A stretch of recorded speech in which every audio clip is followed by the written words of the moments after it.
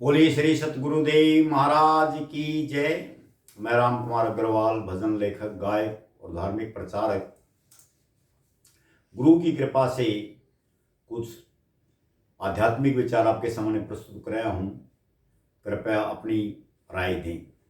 बोलिए सतगुरु देव महाराज की जय। आज का विषय है भौतिकवाद और अध्यात्मवाद।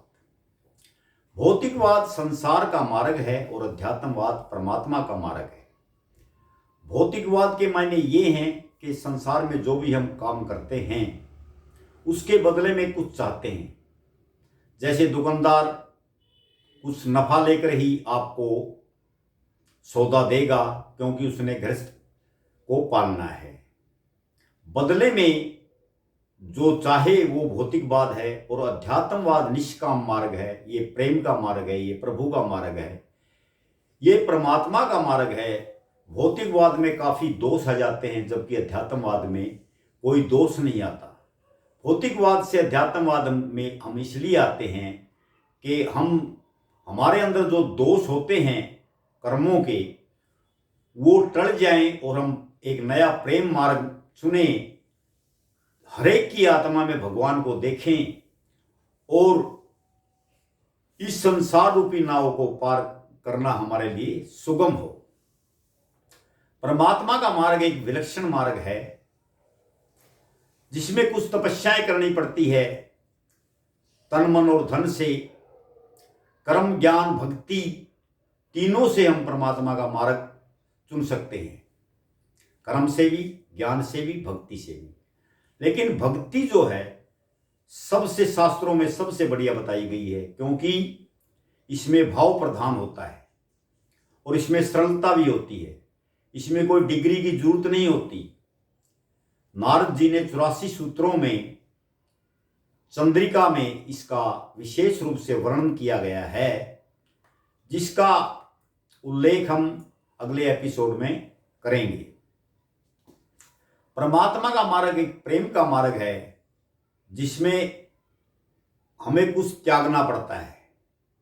संसार का मार्ग भोग का मार्ग है और परमात्मा के मार्ग में जैसे जैसे हम आगे बढ़ते जाते हैं, एक असीम आनंद के झरने बहते हैं और हमें अपनी वास्तविकता का पता चलता है कि हम इस संसार में किस लिए आए हैं, क्यों आए हैं और हमें कहाँ जाना है।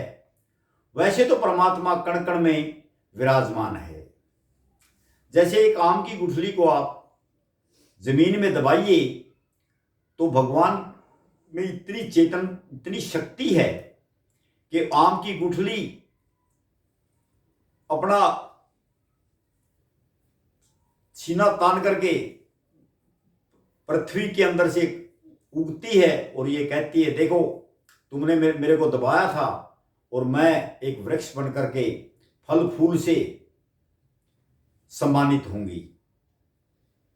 इसका मतलब ये है कि चेतना कण कण में विराजमान है। कण कण में उस भगवान को देखो, उसकी चेतन शक्ति को देखो। मान लो शास्त्रों में आपका विश्वास नहीं होता है, रामायण महाभारत हमने देखी नहीं है, तो वर्तमान में उसकी लीला को कण कण में देख लीजिए। ये वृक्ष हैं, क्या है ये हमारे लिए औषधि, फल फूल और प्रदूषण को दूर करते हैं। तो मानव के ये सेवक बने हुए हैं। लेकिन हम संसार में इतना रम गए हैं कि उसकी लीला का अवलोकन नहीं करते। कण कण के अंदर हमारी आवश्यकताएं इतनी बढ़ गई हैं। ये सारा संसार का, समाज का प्रभाव है। तो इसके मार्ग में अगर हमें सच्चा सतगुरु अनुभवी मिलता है तो हम अच्छे मार्ग पर चलने लगते हैं। और सतगुरु का मिलना बड़ा मुश्किल है। हजारों जन्मों के पुण्य उदय होने पर सतगुरु जी मिलते हैं। इतना आसान नहीं है कि हर एक को सतगुरु मिल जाए। अगर मिल भी जाए तो उसको सुनेंगे नहीं, और सुनेंगे तो आचरण नहीं करेंगे। ये मार्ग थोड़ा कठिन तो है, लेकिन इसके फल जो हैं बड़े आगे मीठे हैं। और ये जो अध्यात्मवाद का मार्ग है, जैसे